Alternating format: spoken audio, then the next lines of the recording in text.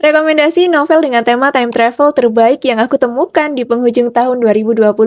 Welcome to Cerita Buku akan kulintasi dunia untukmu karya Lee Coach Nim. Di novel ini kita akan ketemu sama dua masa, yaitu masa 2016 sama masa tahun 1980-an. Dan akan dipertemukan dengan dua tokoh utama yang punya nama sama, yaitu Eun-yu. Semua cerita dimulai dari ketika Eun-yu dari masa depan atau dari tahun 2016 diminta ayahnya untuk menuliskan surat kepada dirinya sendiri yang dikirimkan melalui kotak pos lambat yang alih-alih sampai pada dirinya pada waktu 1 tahun kemudian, justru sampai di tangan seorang gadis bernama Eun-yu juga, tapi berasal dari tahun 1980-an. Awalnya, dua Eun-yu ini bener-bener gak akur sama sekali. Eun-yu yang berasal dari tahun 1980-an masih berusia 10 tahun ketika pertama kali menerima surat dari Eun-yu 2016. Mereka berdua berantem dan berpikir kalau keduanya sama-sama sedang ditipu oleh satu sama lain. Pokoknya mereka berdua itu sama sekali nggak menemukan kesamaan karena zaman mereka hidup itu berbeda. Dimana di surat mereka berdua ini banyak banget sebutan yang nggak dimengerti sama satu sama lain. Anehnya adalah surat balasan dari Eun-yu yang berasal dari 1980-an bisa diterima oleh Eun-yu 2016